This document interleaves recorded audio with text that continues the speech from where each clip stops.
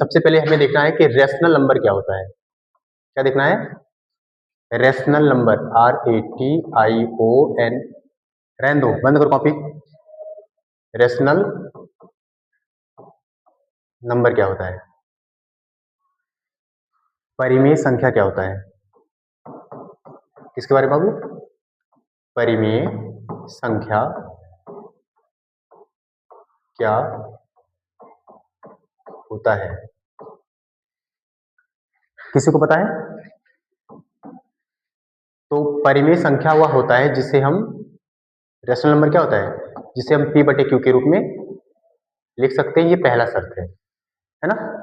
दूसरा शर्त क्या है कि जहां Q बराबर नॉट जीरो होना चाहिए।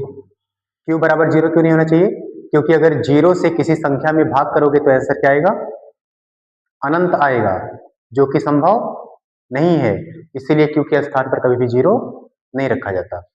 तीसरा याद रखना है कि P एंड Q दोनों ही क्या होने चाहिए? पूर्णांक होने चाहिए, इंटीजर होने चाहिए। क्या होना चाहिए बाबू? इंटीजर्स, पूर्णांक होने चाहिए। और चौथा जो सबसे इंपॉर्टेंट है, ये ध्यान रखना है कि P एंड Q इन दोनों को, अगर कोई ऐसा नंबर है जो काट सकता है तो केवल कौन है? एक। एक के अतिरिक्त ऐसा कोई भी संख्या नहीं है जो P और Q को काट सके। अगर P और Q को काटने वाला एक के अतिरिक्त कोई है तो इसका मतलब वो परिमेय नहीं है बल्कि अपरिमेय है। तो चेक करते हैं आगे। ये तीन प्रश्न ध्यान रखना है। पहला है कि √2 अपरिमेय संख्या है। अपरिमेय संख्या है।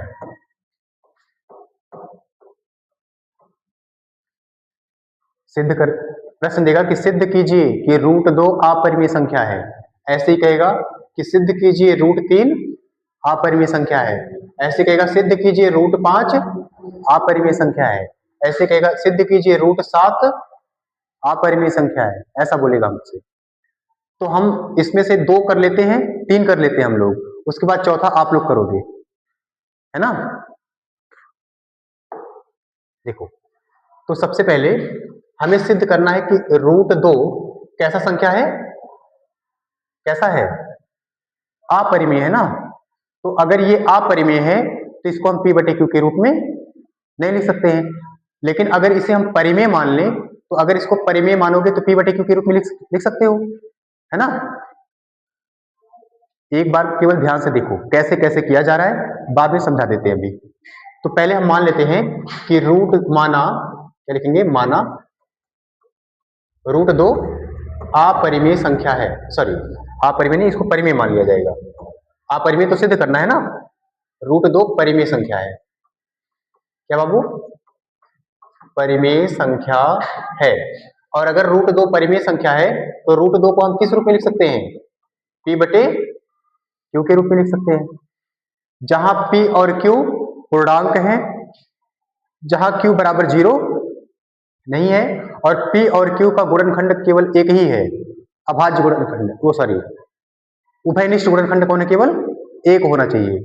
तो अब देखो, यदि हम दोनों पक्षों का वर्ग कर दें, दोनों पक्षों का वर्ग कर दें तो इसका भी वर्ग करना पड़ेगा, यानी √2 का वर्ग करना पड़ेगा, और बराबर इसका भी वर्ग करना पड़ेगा P/Q का, इसका भी वर्ग कर दो, है ना। ये कर दिया आपने।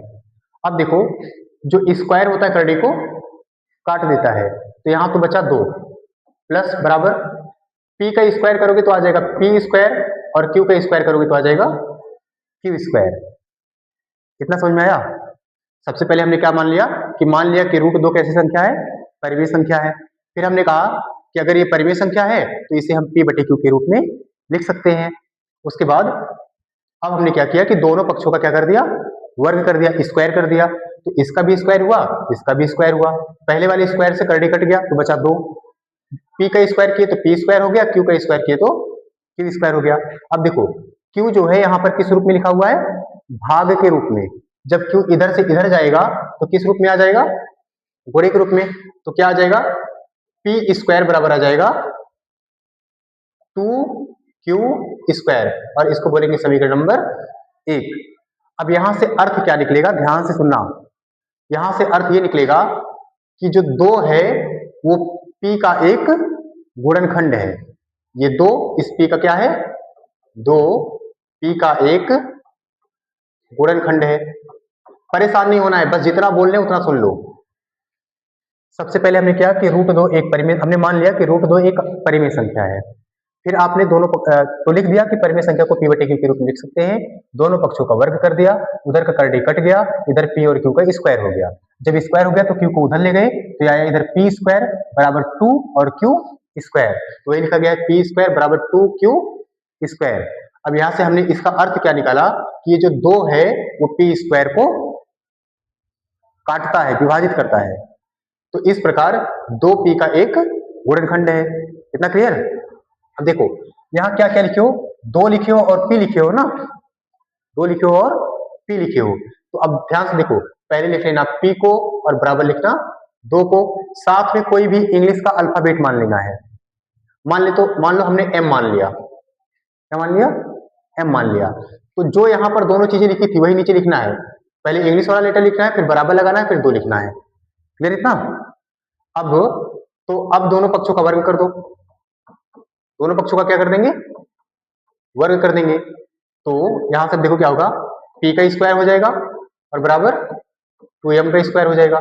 p का स्क्वायर करोगे तो आ जाएगा p² और बराबर 2 का स्क्वायर करोगे तो आएगा 4 और m का स्क्वायर करेंगे तो आएगा m²। अब इसको बना लेंगे समीकरण नंबर 2। बन गया? अब देखो समीकरण 1 को देखो, समीकरण 2 को देखो। समीकरण 1 में p² का मान है, समीकरण 2 में भी p² का मान है। यानी समीकरण 1 और समीकरण 2 दोनों का जो लेफ्ट हैंड साइड है वो आपस में कैसा है, बराबर है। वहां भी p² है, यहां भी p² है। अगर लेफ्ट हैंड साइड बराबर है तो राइट हैंड साइड भी कैसा होगा, बराबर होगा। यानी ये वाला पोर्शन इस वाले पोर्शन के बराबर होगा। तो हम लिख लेते हैं इसको, तो लिख लेंगे 2q² बराबर 4m²। अब 2 जो इधर गुणे में इधर आएगा तो भाग में हो जाएगा, तो q² बराबर आ जाएगा 4m² बटे में 2 से काटेंगे, आ गया 2 दूनी 4। तो सब मिलाकर के क्या आ गया आपके पास कि q² बराबर 2m²। अब ध्यान से देखना, देखो हमारे पास यहाँ आया था p² बराबर 2q² और यहाँ क्या आया है q² बराबर 2m²। तो हमने यहाँ क्या माना था कि ये जो 2 है वो p को क्या करता है, 2p का एक गुणनखंड है। वैसे यहाँ क्या मान लेंगे कि 2q का एक गुणनखंड है। लिखेंगे 2q का क्या है, गुणनखंड है, गुणनखंड है। अब इस पूरे से हमको क्या स्पष्ट होता है, इसको ध्यान से देखो। देखो हमने पढ़ा था स्टार्ट में, अभी यहाँ पे इस पे हमने पढ़ा था कि चौथे वाले में कि p और q को दोनों को केवल कौन काट सकता है, एक काट सकता है। और यहां से देख रहे हो इसमें, इस पे क्या मिल रहा है कि q को 2 काट रहा है और p को भी 2 काट रहा है। यानी p और q दोनों को 2 काट रहा है। और जबकि परिमेय संख्या का नियम क्या है कि p और q दोनों को अगर कोई काट सकता है तो केवल कौन है, एक है। अगर एक के अलावा कोई काट रहा है तो फिर वो परिमेय नहीं होगा बल्कि अपरिमेय होगा। और फिर आप लास्ट में लिखोगे अतः सिद्ध होता है कि √2 एक अपरिमेय संख्या है। ये 3 नंबर का सवाल आएगा बोर्ड में, 100% आएगा। हो सकता है √2 ना आए, √3 आए, √3 ना आए, √5 आए। नेक्स्ट में देखेंगे, जैसे 2 का हो गया, अब ऐसे ही √3 का करेंगे।